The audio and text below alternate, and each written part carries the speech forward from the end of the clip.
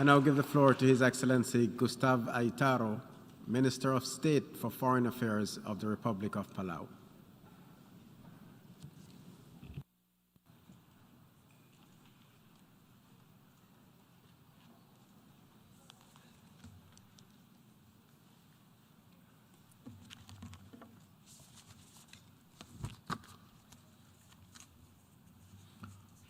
Mr. President, Secretary General, Excellencies, ladies and gentlemen, I bring greetings from our President Surang Whips Jr. and the people of Palau.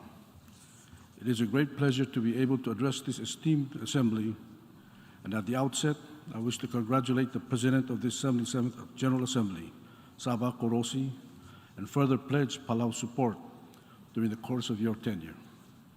I also wish to thank the President of the 76th General Assembly, a fellow islander from the Maldives, who was gracious enough to take the long journey to Palau during his term, Honorable Minister Abdullah Shahid, for his astute leadership over the course of the last year.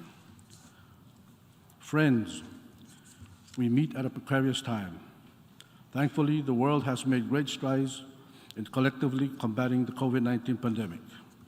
The people of Palau thank all our international partners and friends who came to our aid during this difficult time, particularly the United States, Japan, Taiwan, Australia, and others. The collaboration was successful in minimizing the impact of the pandemic in our small and vulnerable community. Regrettably, while the world made great progress in pandemic recovery, new and unprecedented challenges have emerged. The war in Ukraine rages on, extolling damage to infrastructure, homes, schools, cultural sites, and killing of innocent people, and continuing to terrorize the children of Ukraine. Palau continues to strongly condemn the war in Ukraine and joins the international community in calling for Russia to withdraw from Ukraine's sovereign borders. We also extend our prayers and solidarity to the people of Ukraine. While war may be viewed as a heart attack, the climate crisis has been like diabetes, insidious and wearing us down constantly with consistency year after year. I'd like to take this opportunity to join fellow leaders to express my country's deepest sympathy with our brothers and sisters in Pakistan and those impacted by Hurricane Fiona, with respect to the awful climate devastation they have experienced. These catastrophes represent the unfortunate new normal for many in small island developing states. Climate change is not only about hurricanes and floods, it's about droughts, it's about wildfires, it's about our ability to provide drinking water and feed our people when our lakes run dry and our aquaculture facilities and reefs are ravaged by typhoons. We face all of these challenges and more in Palau today. It is our government's inability to buy our children new textbooks or improve their nutrition programs because so much of our fiscal resources and energy is dedicated to address disaster relief. How many times do the people of our island of Kayang have to rebuild their homes from storms before they give up? How many times does your home have to be swept away before it breaks your spirit? Despite the challenges in this last year, we have begun to see glimmers of hope in the fight against climate change. Youth, the private sector, and civil service are more engaged than ever. Over 150,000 young people scaled Glasgow for COP26, provided much needed pressure for leaders to take action, and after 4 failed COPs, the Glasgow Climate Pact was finally adopted. Even large emitting countries like the United States and Australia have finally passed significant legislation to shift their domestic policies. None of these efforts get us to 1.5 degrees yet, but they represent a great step forward and we commend their efforts. As the Russian-driven energy crisis has shown us, energy independence and renewable energy sources build resiliency into our economies. Palau felt the strain of skyrocketing energy costs, and this is fueling our ambition to achieve 100% transition to renewable energy.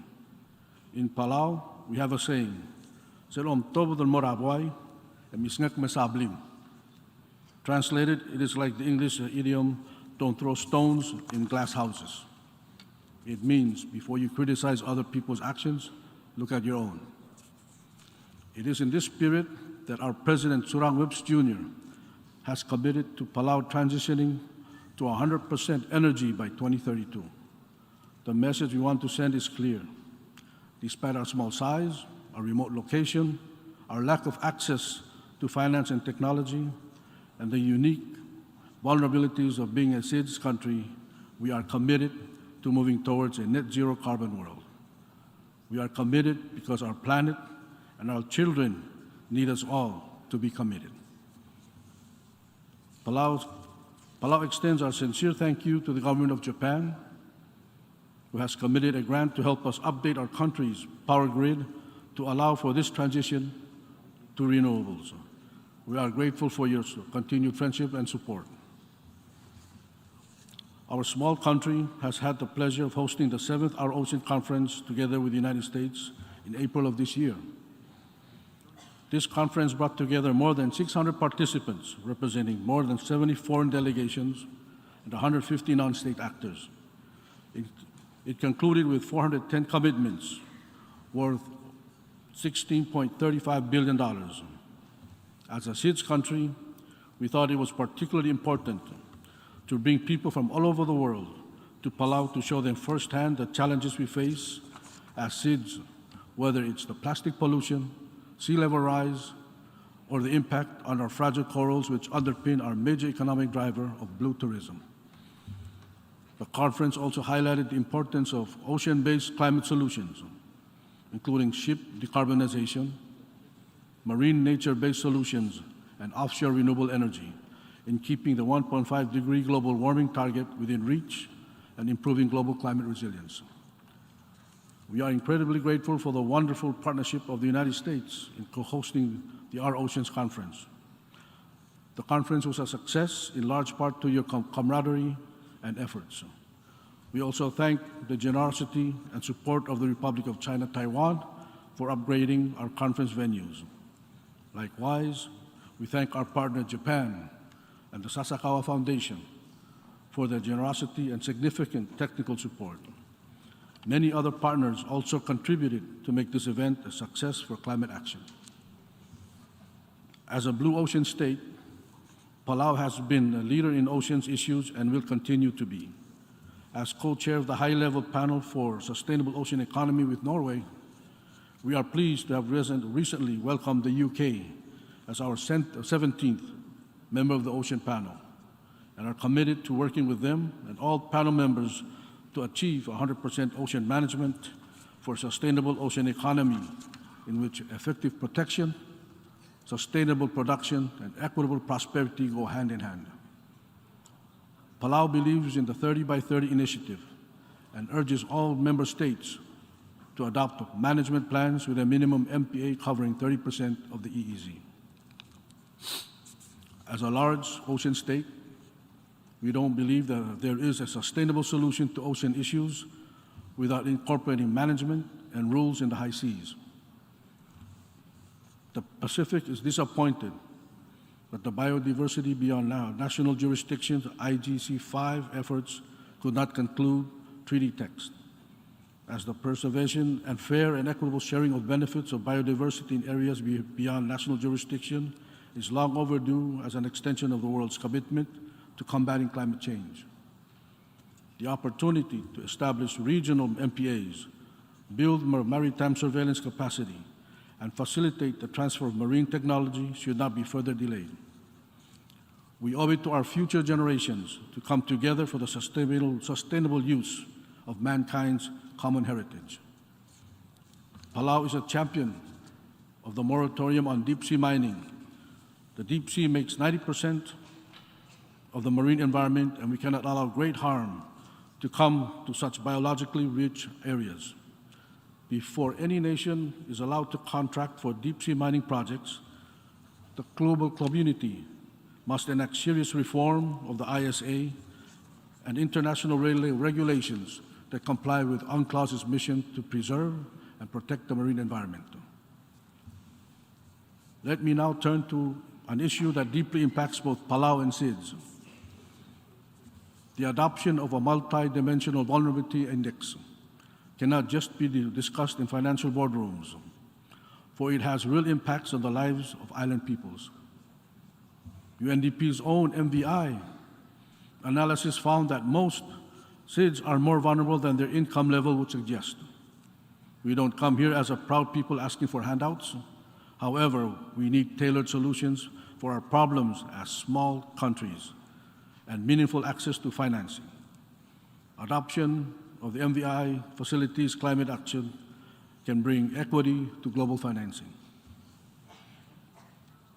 Mr. President, as members should know, we are in a free association with the United States via a compact. In doing so, our people signal that we have shared values with the United States. The United States also promised to help provide for our development needs after Palau gained independence from the US. Since the time our compact was signed, though, some development has occurred, but too little. Our economy has not grown sufficiently and is fragile, as demonstrated by a contraction of more than 30% during the past 5 years. Much of this is due to the COVID pandemic, but some to geopolitics. We should not be so vulnerable. We have been forced to borrow more than we should have to, and we lack essential infrastructure. The strength of our association is that it requires the governments of Palau and the US to periodically reconsider the relationship and its terms, reconsider Palau's requirements for assistance for public services and economic development, and commits both of our governments to act on the conclusions. The US has initiated the required 30th anniversary review. Its bureaucracy initially proposed unacceptably inadequate assistance, but President Biden has appointed an envoy who we trust will get his government to at least meet Palau's minimum needs so that our people can attain a decent standard of living without having to leave. This is essential to enabling the relationship to endure as my government envisions. It hopes that when we next address the General Assembly, we will be able to report an agreement in this regard. We need greater financial and programmatic assistance and require these for the foreseeable future. And for as long as free association continues, but what we want most are government measures and public and private investment to grow our economy. We are deeply grateful for the assistance that the US and other governments, such as Taiwan and Japan, have provided. But we need more now, just as we need measures to combat and adapt to climate change's rising seas.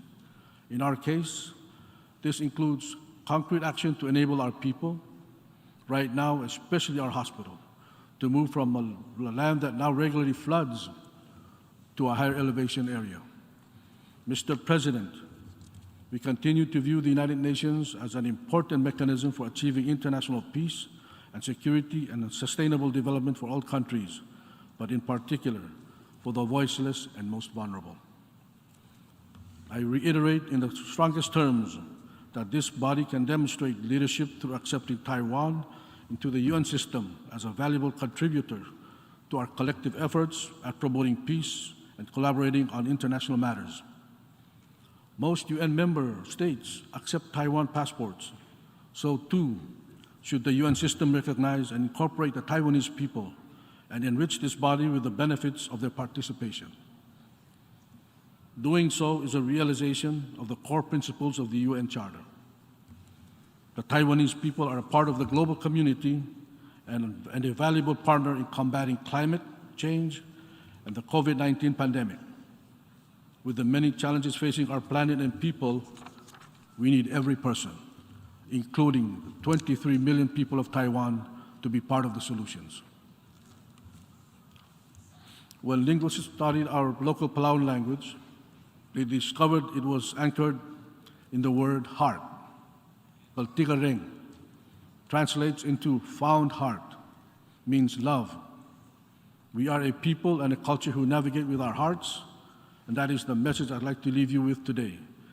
Palau chooses love of self, love of neighbor, love of planet, love as our virtue. We believe that choosing love is our only way forward for a collective peace and prosperity. There is no profit sufficiently large to be worth the price of war or the destruction of our planet. Above all, the highs and lows of this year, I trust this institution will take away the importance of unity and the respect for the rule of law. We are capable of overcoming immense challenges of our time, but we must do so together. Masulang, and thank you very much.